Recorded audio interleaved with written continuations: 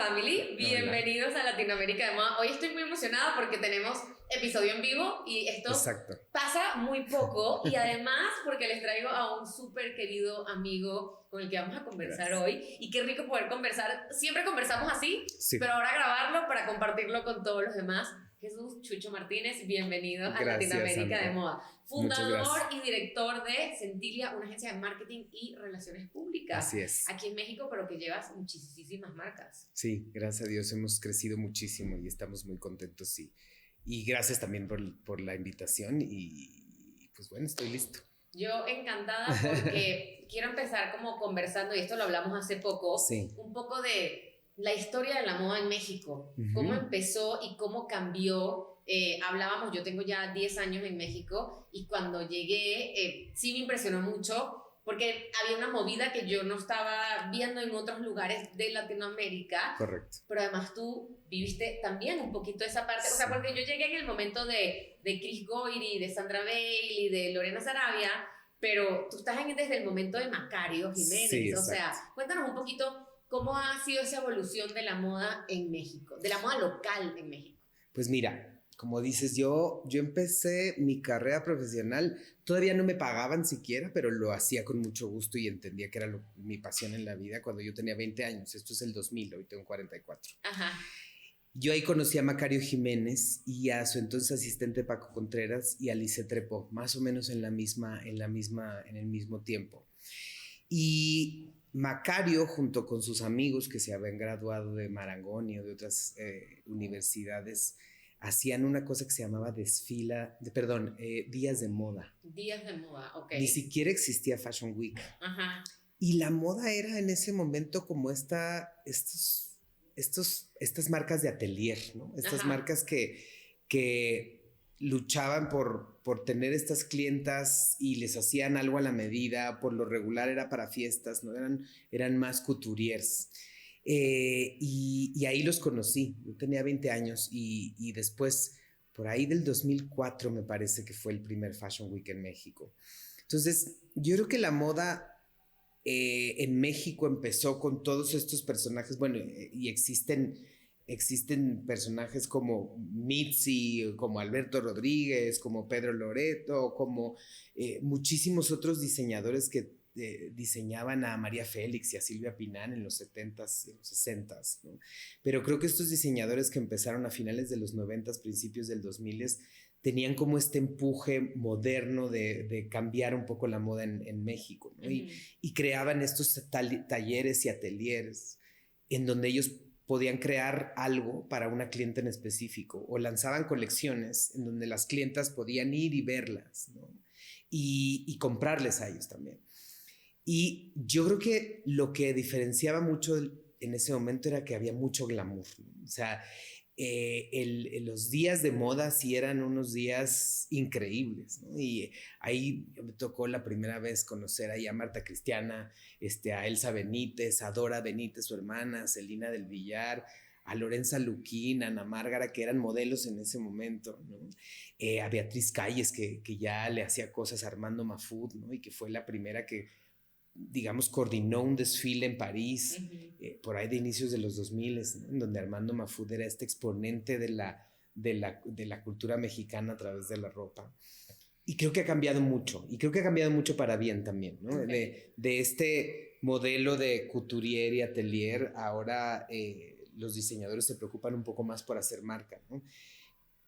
Por no olvidarme de decirlo, el Palacio de Hierro creo que siempre estuvo ahí, ¿no? Creo que el Palacio de Hierro fue esta entidad de negocios que les ayudaba a los diseñadores en los 2000, ¿no? A entender cómo hacer un verdadero negocio, ¿no? Y cómo crear un negocio en la moda y cómo vender sus piezas, ¿no? Sara Bustani, por ejemplo, a inicios de los 2000 también hacía su debut y después ella se convirtió, a mi punto de vista, en la primer diseñadora que hacía ready to wear, ¿no? Y que realmente hacía colecciones que hoy se siguen vendiendo en Liverpool a través de diferentes marcas, pero que hacía colecciones de ready to wear que podías tomar del gancho y había muchas tallas y había muchas cosas.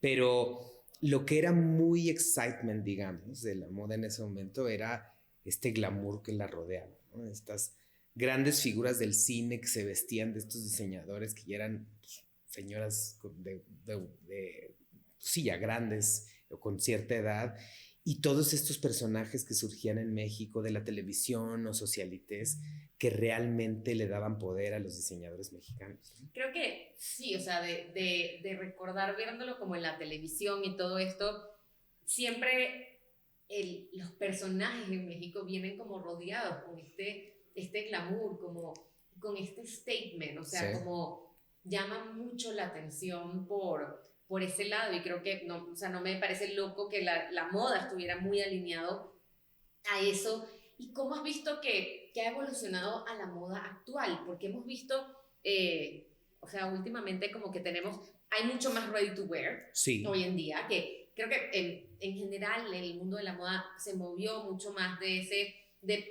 pensar en el diseñador como la persona que te hace algo a la medida, sino como la marca que vende cosas que a ti te gusten y con lo que tú te identifiques.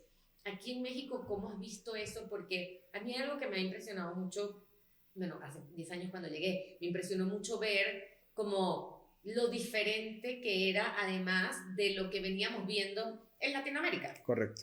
Holanes y flores y sí, tal sí, y cual. Sí, sí. Y aquí en México estaban pasando como otras cosas, veíamos mucho más cuero, mucho más los blancos y negros, mucho más como, además como en el tema de moda femenina, esta mujer como muy power, o sea, Lorena Sarabia y así. Entonces, ¿cómo has visto esa evolución? Bueno, y también yo creo que esta Fashion Week cambió muchísimo. Totalmente. O sea, creo que lo hablamos y creo que una vez hablé con Kelly Talamas, habían como 5 semanas en la moda aquí, sí, o sea, fue una locura, ¿no? Muchos emprendedores llegan a la agencia frustrados porque sienten que están estancados y cuando buscan ayuda no encuentran quien los entiende, quien les explique exactamente cómo pueden crecer, cómo pueden hacer que más personas lo conozcan y que obviamente vendan más, cómo pueden crecer en redes sociales, cómo llegar a las revistas que quieren y mucho más. Y es que, ¿qué es lo que pasa?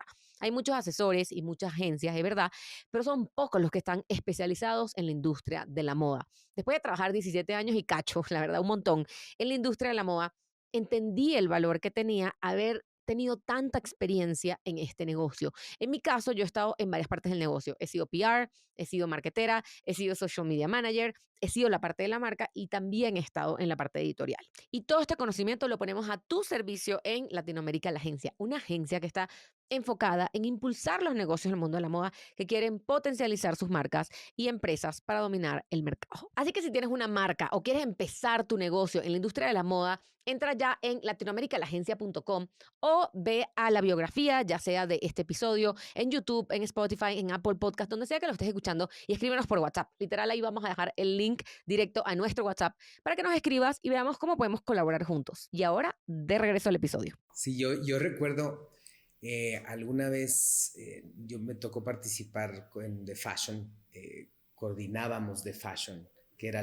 una plataforma que creamos junto con Colors, con Cori, con Mondra, ¿no? Y era, digamos, una opción diferente a Fashion Week México. Y también creamos Moda Nextel, que era este show que creó Lisette Trepó y que nos tocó participar, en donde había como este top model y era como todo un show de moda alrededor. Pero llegó un momento que teníamos 5 plataformas, ¿no? O sea, 5 plataformas en el mismo momento, y donde empezaron a surgir otras expresiones de diseño. Existía, por ejemplo, recuerdo muchísimo a Marvin y Quetzal, ¿no? Recuerdo muchísimo a Etré, recuerdo muchísimo los inicios de Trista. Julia y Renata nacen este in-between entre el couturier y las nuevas marcas, ¿no? Como esta marca revolucionaria y que construye garments sin necesidad de un patronaje específico, sino sobre el maniquí y con formas muy diversas. Y yo creo que lo que hicieron esta nueva ola de diseñadores fue empezar a aprender de lo que habían aprendido de sus maestros, ¿no? O sea, a poner en práctica. Lorena Sarabia trabajó con Macario muchísimos años. Sí.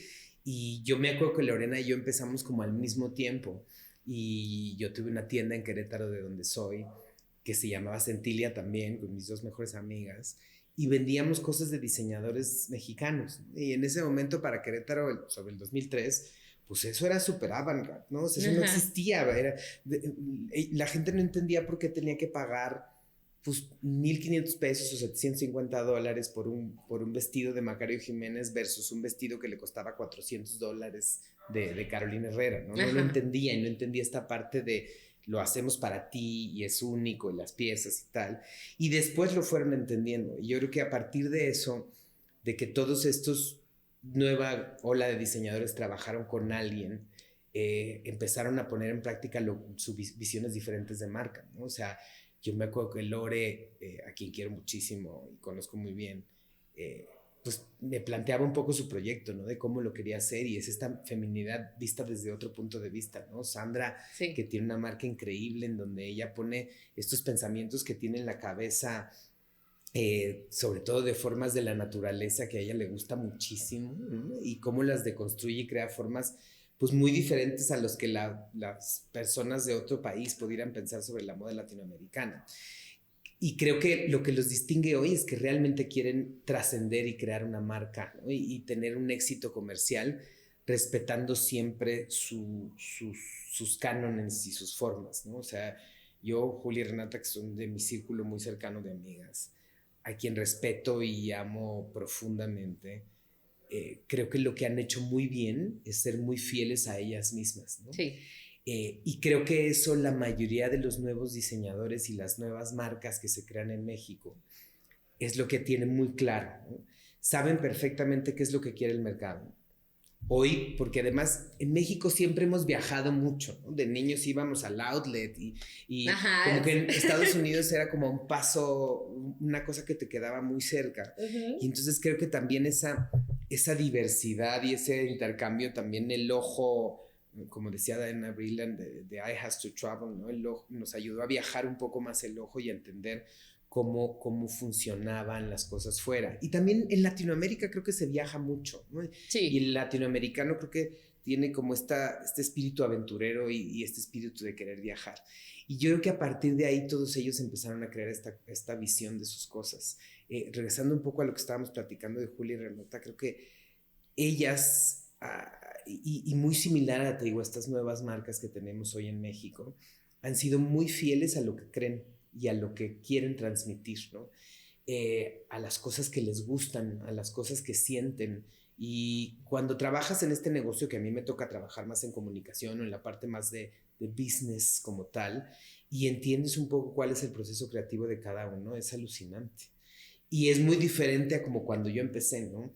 Esta idea de la feminidad también ha cambiado conforme cambia la humanidad. El ser femenino es muy diferente ahora a como era hace en los 20 50 años. Y en los 70, o sea, sí, es literal, lo expresamos de una manera súper distinta. Correcto. Y hablando un poquito, porque dijiste algo muy clave que es ser muy fiel a lo que tú quieres transmitir. Y yo creo que también eso porque te hace hacer tu trabajo mucho más fácil. Correcto. Cuando tú intentas encajar en un lugar donde no es tu lugar de pertenencia, donde no te sientes, donde no te levantas y piensas todos los días en eso, es muy difícil encajar. Y tú has tenido mucha experiencia, además de la moda en México, con diseñadores mexicanos, en la moda en Latinoamérica, con diseñadores y con marcas internacionales. Correcto.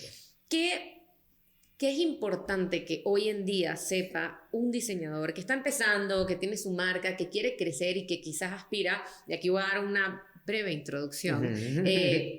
O sea, Chucho ha trabajado con Bali, con Diesel, con Ferragamo, y así fue como nos conocimos. O sea, así fue como nos conocimos. Para echarles el chisme aquí. Nos conocimos porque yo trabajaba en Vogue, trabajé en Ferragamo, y entonces obviamente que si el préstamo, que si esto, que si aquello, tuvimos viajes juntos, y la verdad es que ahí fue como que eso, empecé como a integrarme un poco más y entender mucho más también la industria, cómo se maneja una marca tan grande a nivel Latinoamérica, porque algo que creo que a veces no vemos es que vemos estas marcas como, sí, de grandes nombres, que en verdad sí tienen los ojos en Latinoamérica, porque además hay mercados muy importantes. Correcto. Y creo que en el caso de Ferragamo, además eran muchos años creando y cultivando, y la gente aquí está muy bien posicionada en Latinoamérica, sí, en diferentes niveles de audiencia. Entonces, ¿qué dirías tú que podemos tomar de estas marcas grandes, que hoy en día, marcas que están en diferentes niveles, pero desde comenzando hasta ya teniendo un concepto más sembrado, por decirlo así, de marca, es importante tener para llegar a ser lo que yo llamaría, y hemos llamado en varios episodios ya del podcast, marcas legado, que son marcas que trascienden más allá de Salvatore Ferragamo, o sea, porque ya el señor Salvatore Ferragamo no está ahí. Está aquí. O sea, entonces, ¿cómo llegamos a ese punto? ¿Qué es necesario para llegar a tener una marca de ese nivel? Yo siempre creo que cuando me refiero a la moda o al lujo, siempre en general, siempre digo que la moda y el lujo es algo más antropológico que estético, ¿no? Si tú te fijas, todas las grandes marcas de lujo provienen de una persona. Sí. Y de una visión personal, ¿no? Chanel, Dior, Bottega Veneta, que transmitía los valores de la familia, ¿no? Salvatore Ferragamo, que era una persona viva, Gucci, Givenchy, todos fueron una persona o una familia detrás, que lo que quería era transmitir los valores en lo que ellos creían hacia el mundo. Y por ejemplo, hace rato hablábamos de una amiga muy querida que ya no está en este plano, ¿no? Y el legado es algo que se transmite a través de la energía. Y yo creo que cuando tú tienes una marca, ¿no? Y quieres transmitir un legado, lo primero que tienes que hacer es ser muy fiel contigo mismo y con tus convicciones.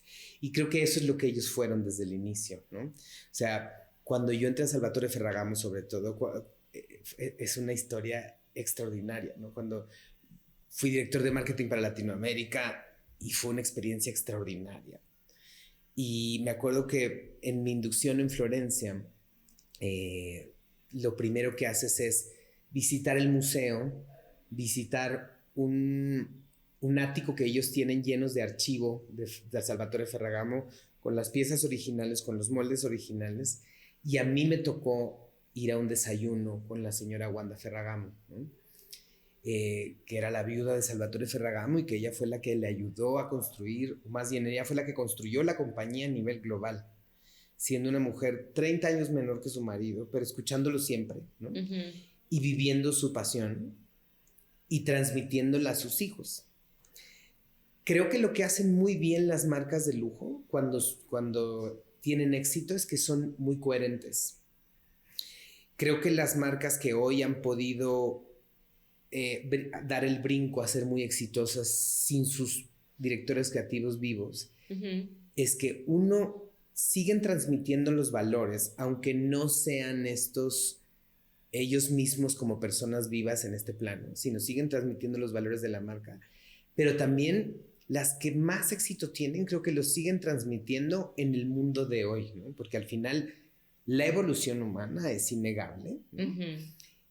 Y por ejemplo, cuando te pones a pensar que Salvatore Ferragamo inventó el wedge, ¿no? E inventó una serie de técnicas que hoy se aplican en la zapatería, que tiene más de 300 patentes, que en los 60s hizo cosas que hoy parecen un gran invento de la tecnología zapatera mundial, te das cuenta cómo ellos mismos tienen algo, un elemento extra para pensar en lo que sucede hoy y en lo que puede suceder en el futuro y en lo que ellos creen. Claro. Yo lo que siempre cuando hablo con algún amigo que tiene una marca, cuando hablo con nuestros mismos clientes que son marcas latinoamericanas o mexicanas, siempre digo es hacia dónde ves tu marca en 10 años o dónde ves tu marca en 20 años, ¿no? Y creo que lo principal es tener claro cuál es la estrategia en el largo plazo para entonces ejecutar el corto. Claro. Y también es mágico. Ayer estaba en una conferencia con la fundadora de Positive Luxury, que escribió un libro que se llama Reimagining Luxury. Y ella decía que el lujo hoy, que es exitoso, es aquella danza que se puede sincronizar perfecto entre lo moderno y el legado. Porque muchas veces cuando tú estás muy clavado en el legado puedes sonar como la viuda de alguien, ¿no? O como siempre estar pensando en el pasado, que eso en el sentido humano no funciona. Sí.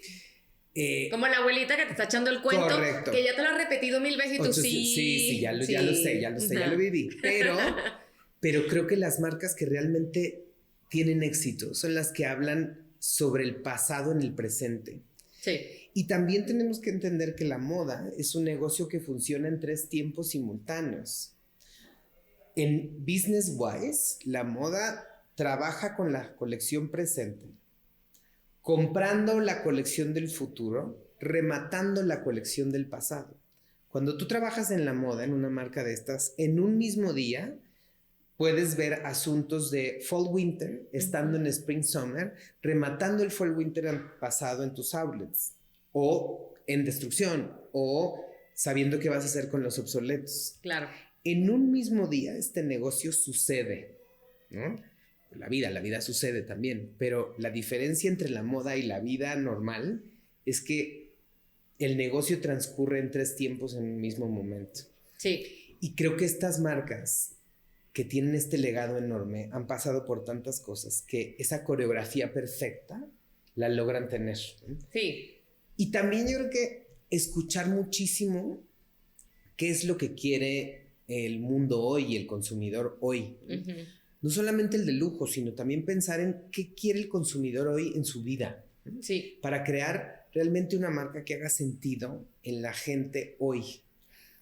Hoy, lo maravilloso de este mundo es que vivimos 6 generaciones en el mismo momento. 6 generaciones.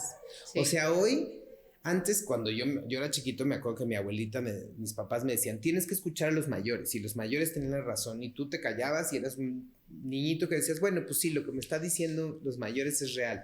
Y hoy no. Mi abuela aprendió a usar un WhatsApp call porque mi sobrina de 6 años le enseñó a llamar en un WhatsApp con una videollamada. Claro. Entonces hoy con estas 6 generaciones en el mismo momento en la Tierra, el conocimiento fluye de arriba hacia abajo, de abajo hacia arriba. Y hoy, si las marcas no entienden eso, no van a tener éxito en el futuro y no van a lograr realmente tener un legado como estas marcas milenarias, que lo que han hecho es ir avanzando, ir adaptándose y no hacer una revolución, sino entender que el cambio es parte de la evolución. Claro.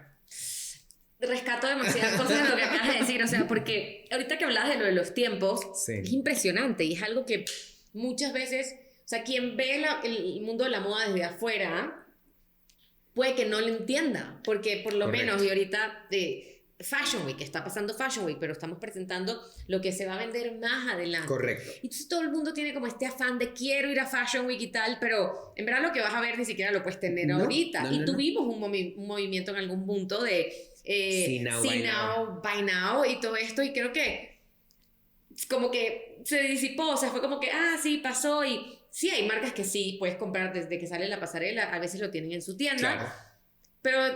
Pero ya pasó, y en verdad como funciona, creo que en editorial pasaba igual, o sea, yo estaba haciendo revistas de 2 meses antes, 100%. Planificando 6 meses, pero viendo entonces cómo le fue el anterior, y o sea, es un mundo que necesitas poder navegarlo en todos estos escenarios. Correcto. Y ahorita que hablabas también de cómo aprendemos y cómo evolucionamos, creo que le diste a algo muy increíble, que es el tema de ir evolucionando conforme va pasando el mundo. Porque correcto. Al final, y yo creo que parte de 2 cosas y claves, hablaste de valores. Mucha gente, y yo lo veo en consultoría y seguro tú también, te llegan y te dicen, ¿qué quieres hacer dentro de 10 años? Vender muchísimo. Exacto. Y tú, pero esto lo podemos lograr mañana, vender muchísimo claro. Mañana, pero ¿qué quieres ser? O sea, para ti, ¿qué simboliza tu marca 10, 20 años? Porque ahí es donde hablamos de marcas legado. O sea, ahora, si tú quieres tener una marca que en 5 años y ya te valió. O sea, también lo puedes tener y está bien, está bueno tener un hobby, pero si tú quieres trascender, necesitas tener una visión de hacia dónde. Y puede ser que esa visión cambie también. 100% en el tiempo. Y otra cosa, el tema de los valores, yo creo que mucha gente valga la redundancia, no valora el aterrizar en qué cree tu marca, y valores no solamente de creo en la honestidad y la amistad, y no solamente esa parte, como producto, como proyecto. Hablabas de Julia y Renata, cómo creamos, de dónde viene, eso es parte de sus valores, de ahí parte, y cualquier persona que llega a su equipo, lo primero que tiene que entender es esa parte. Cuando correcto. Tú entiendes eso, ya puedes ser parte de la marca y decir, ok, yo puedo desarrollar esto, ya puedo desde hacer un post de Instagram, porque ya entiendes el mensaje, la filosofía, hacia dónde va. Entonces, probablemente comunicar va a ser diferente. Puede ser el mismo objetivo, no sé, quiero comunicar la nueva colección, pero Juli y Renata va a tener su forma, Lorena va a tener su forma, Sandra va a tener su forma, o sea, cada quien, ¿por qué qué? Porque va a depender de cada una de esas. Y creo que a veces los diseñadores no, o los creativos, o los dueños de marca, porque al final no todas las marcas son de diseñadores. No, por supuesto que no lo ven o no lo valoran lo suficiente, que de ahí es que parte, y yo creo que lo vemos, y lo vemos y no lo analizamos lo suficiente, como tú bien lo acabas de decir, de estas grandes marcas legados, Chanel, Ferragamo, Gucci, Dior, etcétera. Si nos damos cuenta y la analizamos y hacemos un desglose, tienen ese componente base de la filosofía, pero cómo vamos evolucionando. Mira, a mí nunca se me va a olvidar Chanel en una alta costura cuando sacan sus sneakers, ¿te acuerdas? Sí, sí, sí, increíble. Yo estaba en Nueva York y yo quería gritar de emoción porque yo decía, por fin, ya van a ser, porque yo me acuerdo de haber ido a mi oficina en tenis y que la gente me viera feo. 100%. Porque era no como, te dejaban ni entrar al antro si traías tenis, ¿no? Ajá, era como, eso no estaba los códigos de vestimenta. Y cuando Karl Lagerfeld los pasan Chanel, yo, gracias, Dios mío. ¿Por qué? Pero claro, hubo una evolución. La gente ya estaba, o sea, y esto fue un desfile de alta costura. Correcto. Ni siquiera fue un ready to wear. No. Entonces, ahora, de ahora en adelante, ahí pasó. Y ahorita, hoy estamos en el momento donde todo el mundo usa tenis y todo el mundo y ir en tenis. Bueno, el Ritz, no te permitían entrar en jeans. No, era... Y es que ahí es donde siempre yo comparo. Las marcas son seres vivos. Ajá. Son seres vivos. Ajá, que evolucionan, caminan, huelen, saben a algo. Sí. Y porque al final del día, aunque no tengan un diseñador o un director creativo, sí tienen a alguien que las fundó. Entonces, lo que yo siempre le digo a mis clientes o a mis amigos es... ¿Qué es lo que va a hacer diferente tu marca a las demás? Así como tú, ¿qué es lo que te va a hacer diferente a ti de los demás? ¿No? O sea, y como dices, tampoco tiene que estar como set in stone, ¿no? Puede cambiar, porque los seres humanos cambiamos, las personas cambiamos en el tiempo y vamos evolucionando de diferentes maneras. Y las marcas igual. Tú imagínate tu vida, pensando ya no tanto en la moda. Imaginemos la vida sin Ford, sin McDonald's, sin Coca-Cola, sin, no sé, you name it, ¿no? Sin Louis Vuitton, ¿no? Imaginémonos cómo es la humanidad, cómo sería la humanidad sin ciertas marcas, ¿no? Podemos discutir otro tipo de situaciones y valores y cosas, pero imaginémonos, las marcas han acompañado al ser humano en su evolución desde el día 1, ¿no? Y yo creo que quien pretenda hacer marca hoy tiene que pensar mucho en eso. Y esto de los tiempos es muy, muy valioso cuando haces esta inmersión en ti mismo, cuando estás haciendo negocios, de decir, ok, no solamente quiero vender mucho, ¿no? Pero ¿qué hace diferente a tu marca junto a las demás? Porque todo el mundo vende zapatos, todo el mundo puede vender un suéter, todo el mundo puede vender una falda, todo el mundo puede vender botas, aretes. Pero ¿qué es lo que va a hacer diferente tu marca a las demás? Claro. Hay una cosa bien importante que en el lujo mueve al mercado. Y el lujo siempre es como una gran referencia para el resto de las marcas. Y siempre digo, no necesitas ser un Louis Vuitton para ser exitoso. Puedes llenar un espacio en el mercado. Pero lo que nunca se te debe olvidar es que el deseo es lo que nos mueve a la compra. Alimentar el deseo, esas ganas de tener, ¿no? En el lujo se llama el estúpido e inexplicable deseo de tenerlo. ¿Cuál es esa barrera o ese motor que hace que el consumidor quiera comprarse unos zapatos de $7,000? Sí, hay un detonante. Entonces, y el responsable de ese detonante es el owner de la marca, el director creativo y la gente que trabaja para las marcas. Porque eso es lo que hace que los deseos de la gente se despierten. Claro. Y hace que el consumidor elija tu marca sobre la otra. Y hoy, el consumidor está pidiendo cada vez más genuinidad. Que la gente realmente que vende algo tome esa lucha y un valor genuino, porque eso se nota, eso se ve. Claro. Cuando estás hablándole con la verdad a la gente, cuando realmente eres muy coherente, como en la vida, ¿no? El consumidor lo compra y lo compra más. Y también, hablando de tiempos, hoy tenemos que entender que puedes tener en una misma marca 2 consumidores. Un consumidor mucho más senior, que sigue siendo un consumidor que tal vez no está tan open a ser multirracial, que no, tal vez para él el lujo tiene que ver con la opulencia, para él el ser discreto es lo más importante, pero en la misma marca puedes tener un consumidor muchísimo más joven que le importa mucho la multiculturalidad, que le importa mucho la inclusión, que le importa mucho saber de dónde lo hiciste, cómo lo hiciste, y que le importa muchas más otras cosas que el consumidor menos informado de mi generación hacia arriba tenía. Claro. Y las marcas tienen que ocuparse hoy de los dos. Mi querida Fashion Family, quiero contarles que el podcast de Latinoamérica de Moda cumple 5 años. Literal, no sabemos en qué momento pasó el tiempo desde aquella primera vez que tuvimos un episodio, una entrevista donde tuvimos a los diseñadores detrás de Andrés Pajón en una habitación de hotel que fue donde los entrevistamos. Hemos avanzado muchísimo en el podcast. Y la verdad es que todo gracias a ustedes, que son los que nos escuchan mes a mes, semana a semana. Y por eso la mejor forma para nosotros de celebrar es continuar trayéndoles los mejores invitados y la mejor calidad de las entrevistas a este podcast Latinoamérica de Moda. Y queremos pedirle algo. Ahorita, donde sea que estén escuchando o viendo el podcast, vayan a darle suscribirse o al botón de seguir, o vayan a darle like a este episodio o al episodio que más les guste. De esta forma, nosotros vamos a poder seguir trabajando para traerles esos mejores invitados, los expertos de la industria de la moda, para que sigan compartiendo todo su contenido. Hay algo de esto que estás diciendo, yo siempre lo digo con mis clientes, que es un legging negro lo puede hacer cualquiera. Correcto. Pero ¿qué hace diferente el legging? Porque, a ver, y voy a hablar literal de marcas, o sea, el legging de Alo Yoga, el de Lululemon, exactamente, es un legging negro. Correcto. En la clase de yoga te vas a ver igualita con tu legging negro.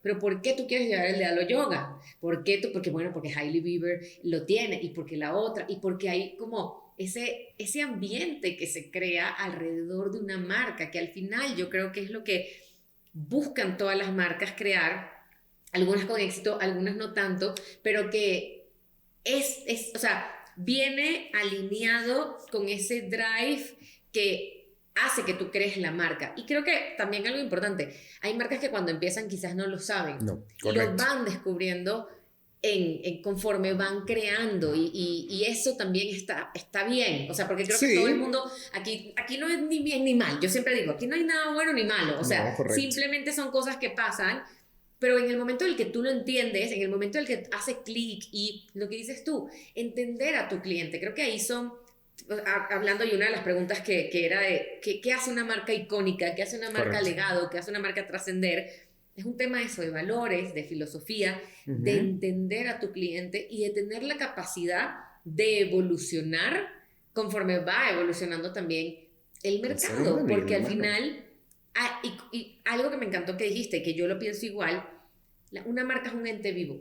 Y hay veces en que la marca te está diciendo por dónde ir. O sea, entonces, ¿me peleo con esto? ¿No me peleo con esto? Y es importante escuchar hacia dónde quiere crecer la marca y hacia dónde va y hacia dónde va el mercado, y también porque es como ente vivo, te afecta el entorno. Aquí, o sea, en los últimos años hemos vivido cualquier cantidad de cosas, o sea, porque además pensamos, y regresando a la pregunta, ¿cómo te ves en 20 años? Cosas como la pandemia cambió marcas. Marcas que decían, no, jamás en la vida voy a vender online. Ajá. Ahora todos vendemos online. Correcto. No, es que yo nunca voy a estar en redes sociales. Me acuerdo clarito de este momento cuando Burberry abre su cuenta de redes sociales y todas las demás marcas de lujo la veían como, ¿qué es esto? Tú estás loca. ¿Qué es esto de redes sociales? ¿Cómo tú te vas a bajar a las redes sociales? Ahora todo el mundo quiere hacer redes sociales, todo el mundo viste al reggaetonero, todo el mundo viste al otro. Tienes que entender cómo va evolucionando tu mercado, porque si te quedas atrás, caducas. Claro. Caducas. Sí, ¿no? Estas frases de Karl Lagerfeld o de Valentino que decía que les parece horrible, ¿no? Que el lujo fuera para todos, ¿no? Que fuera tan alcanzable.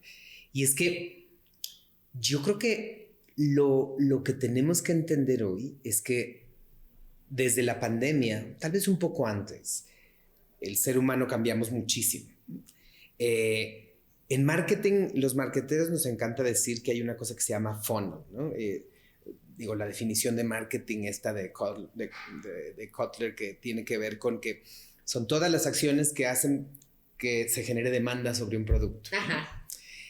Hablándolo muy de manera general, porque esto no es una clase de marketing para nada, ¿no? Pero creo que hoy tenemos que entender que ese funnel puro en el que se dice que tú vas a lanzar una marca y entonces primero la gente la tiene que conocer, después la gente la va a ver y después va a pensar en comprarla y después la va a ir a tocar y entonces la va a considerar, después va a la tienda, se la prueba una vez, la evalúa, regresa, toma una decisión y va y lo compra. Cuando lo compra, entonces después se va a hacer advocate de tu marca en el futuro.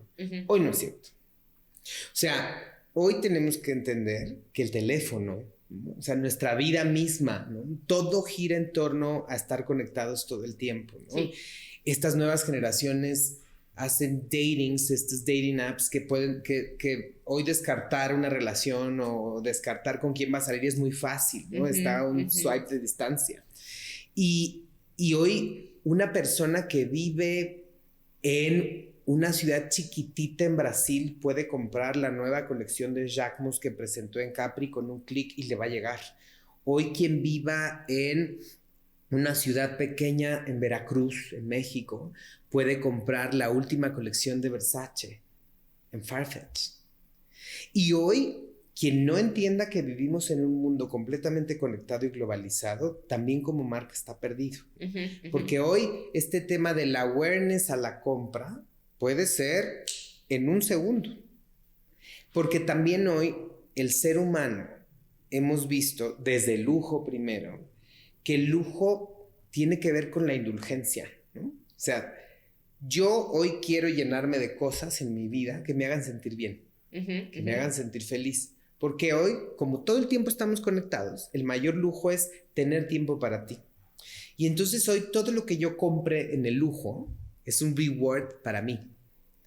Y por eso los hoteles de lujo tienen esta explosión y por eso los spirits de lujo tienen esta explosión, por eso los coches de lujo también tienen esta explosión, en el sentido de me he esforzado tanto, he hecho tanto, que quiero comprarme algo para mi tiempo, para mí y como recompensa hacia lo que yo he hecho. Claro.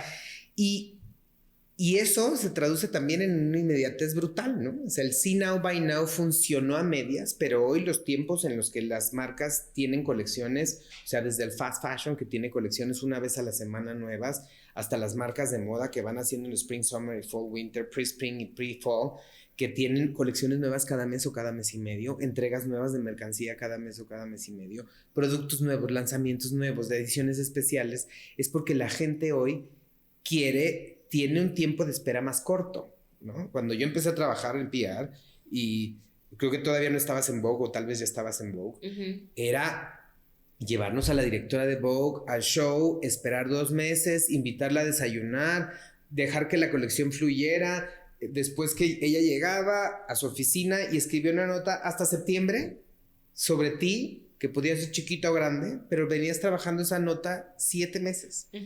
Y hoy la información fluye rapidísimo. Claro. Y en términos de marketing y comunicación, creo que tenemos que tener en cuenta que el calendario de negocio es uno, ¿no? Es lo que es, ¿no? Los días especiales, las cartas comerciales, etcétera. Pero también cómo cada una de las marcas va a craquear o va a subirse a ese calendario comercial a su manera. Lo que dices tú, todos hacen lanzamientos de colecciones, todos hacen Navidad, todos hacen Día de las Madres. ¿Cuál es lo que va a hacerte único en esos momentos comerciales? Y cómo comunicarlos, ¿no? Siempre la gente cree que la gente que hacemos comunicación y PR estamos afuera de las fiestas con una cadena dejando pasar a la gente. Y no somos eso, ¿no? O sea, nosotros estamos buscando oportunidades para hablar de las marcas de manera positiva en los diferentes medios de comunicación, hoy online y offline, ¿no? Pero lo que la gente que trabajamos en comunicación hacemos es cómo transmitimos el mensaje durante el tiempo de las marcas, pensando siempre en transmitirlo dentro de los valores, ¿no? Transmitirlo en tiempo y forma y que sea relevante para el consumidor. Porque hoy quien no es relevante en el mercado se pierde, ¿no? ¿Tú te imaginabas que John Barbatos iba a cerrar? Nunca, en la vida, ¿no? Y como ese ejemplo, existen muchísimos, ¿no? Sí. ¿Quién se imaginaba que Blockbuster iba a cerrar? ¿Quién se imaginaba dejar de escuchar cosas en un CD y ahora tenerlo en Spotify? Nadie. Y eso es parte de la evolución humana. Entonces tenemos que pensar que así como la vida es un ratito y que tenemos que ejercitar, escuchar y observar para que nuestras marcas y el negocio sea exitoso en el tiempo. Creo que el trabajo de marketing y comunicaciones y PR es mucho de entender el entorno 100%. Y saber anticiparse 100%. Mucho y de leer oportunidades. Correcto. Porque al final creo que, y ponemos el ejemplo de que decía antes de vestir a la persona del momento, del reggaetón. Correcto. O sea, es qué tanto me arriesgo o no, qué tanto esto puede, o sea, qué impacto puede tener esto, y puede tener un impacto muy positivo y de repente la marca evoluciona en algún momento. Cómo comunicar, o sea, creo que también es importante entender que vivimos en un momento donde la inmediatez es el pan nuestro de todos los días. De todos los días. Para todo el mundo, correcto. En todos los niveles. Tú acabas de decir, mi abuelita llama ahorita por WhatsApp, mi abuelo, 97 años, y te llama por WhatsApp. Él ya entiende y él no entiende, entonces que no le atiendas. ¿Por qué? Porque si tienes el celular en la mano, la inmediatez la vivimos en todos los niveles. Correcto. ¿Cómo nos adaptamos a esa inmediatez? O incluso hay marcas que dicen, yo no quiero tener esa inmediatez, pero entonces ahí hay un valor, un storytelling, pero la forma de comunicarlo, ahí es donde nosotros entramos de decir, ok, ¿en qué crees tú? Cuéntame, y regreso a lo que decíamos de qué es lo más importante para una marca. Correcto. Para volverse icónica, es entender cuáles son tus valores, tus directrices, tus verticales, para que unas personas como nosotros lleguen y digan, ok, yo tomo esto. Correcto. Y lo traduzco hacia esto, y estas son las oportunidades. Y también el tiempo. Porque yo creo que las marcas deben entender que si bien vivimos en una sociedad de inmediatez hoy, toma tiempo hacer cosas. Sí, ¿no? también, o sea, porque mañana exacto, quiero salir Vogue mañana. Sí, no, espérate, Vogue ya cerró, exactamente. Sea, Vogue está cerrando diciembre. O sea. Y eso creo que es la diferencia tal vez entre mi generación y el Gen Z, ¿no? Como, ¿cuánto tiempo tiene que pasar para que algo madure o un proyecto tenga las credenciales para salir en Vogue? Por ejemplo. ¿Cuánto tiempo o qué hay que hacer para que un proyecto lo tenga el reggaetonero del momento, ¿no? Y como dices, los que hacemos esto tenemos como esta cierta brújula o esta cierta agudez de decir, ok, hay que tomar esto en el momento porque vamos a crecer. Yo recuerdo cuando estaba en Ferragamo, acaba de salir Roma, ¿no? Y siempre es muy difícil que a un actor latinoamericano las marcas internacionales, y eso es una realidad, lo volteen a ver. Sí. Y Paul Landro, el director creativo de Ferragamo en ese entonces, que tiene una fascinación por el arte y el cine y tal, vio la película, porque confió en mí que le dije, ve la película, ¿no? Y entonces decidimos hacerle un vestido especial para Marina de Tavira para los Óscares y lo terminó usando en Vanity Fair. Y eso fue un gran momento, no solamente para nosotros como filial de Latinoamérica, sino para la marca como tal, que se estaba saliendo de vestir a estas celebridades con big names, ¿no? Y Roma fue un exitazo, ¿no? Y al principio, me acuerdo que cuando el stylist, que es amigo mío, se acercó la primera vez y decimos, oye, voy a vestir a Yalitza y a Marina para estos festivales, nadie entendía y nosotros logramos ayudarnos y a crear oportunidades con ellas que las vimos cristalizadas en los Óscars. Y creo que esa es la agudeza que cuando tienes y trabajas en esta profesión tienes que tener, ¿no? Observar y saber qué es lo que seguramente será grande. Y yo tuve un jefe increíble, Donald Coller, estando en Ferragamo. Y Donald me decía, confía más en tu intuición, que la intuición es lo más importante. Y no piénsalo con la cabeza, analízalo muy bien, pero también piénsalo aquí en el estómago. ¿Qué se siente? ¿Se siente bien o no se siente bien? Yo al principio decía, ay, sí, ajá. Seguramente si tomo una mala decisión me van a correr, porque también es ese problema, ¿no? Uno toma decisiones pensando o que lo van a despedir o que se te va a acabar el negocio mañana. Sí. Y no es así, ¿no? O sea, siempre puedes volver a empezar y puedes equivocarte, pero tu intuición nunca te va a fallar. Entonces, eso también se madura con el tiempo. Sí. Entonces, al final del día, viviendo en una sociedad de inmediatez, el tiempo sigue siendo muy importante. Tal vez los tiempos ya no son tan largos como cuando yo crecí, ¿no? Cuando yo era niño, cuando era adolescente. Pero sí tienes que entender que aunque vivas dentro de este rush y esta vorágine de prisa, las cosas toman tiempo. Y cuando llega el momento, es porque tienes todo lo que tenías que resolver detrás para soportar la alta demanda, la fama, el hype de la marca, etcétera, etcétera, etcétera. Me encanta este cierre de este episodio porque siento que efectivamente el tema de la intuición es algo clave, creo que para muchas verticales del negocio. Correcto. Pero para lo que nosotros hacemos, sobre todo en tema de comunicaciones, es confiar mucho en uno y dejar de Correcto. poner afuera también de, es que me va a pasar esto, es que no sé qué. Si para ti suena correcto y o sea, teniendo todas las herramientas, el conocimiento, sí, con la cabeza y todo, pero cómo se siente creo que es clave. Y lo decías y me vino a la cabeza tantas situaciones que dije, sí, efectivamente es por ahí por donde va. Chucho, qué emoción tenerte. Gracias, André. Gracias por recibirnos en tu espacio, de verdad. Gracias, o sea, una casa increíble. Esta casa, mi querida Fashion Family, era de María Félix. Sí. Es una casa demasiado espectacular. De verdad, gracias por abrirnos las puertas. Gracias a toda tu historia, a tu espacio. Gracias. Y sabes que Latinoamérica de Moda siempre es un espacio para recibirte. Gracias a ustedes, de verdad, muy contento y sigamos haciendo desde Latinoamérica un espacio increíble para que las marcas crezcan. Claro que sí. Gracias a todos.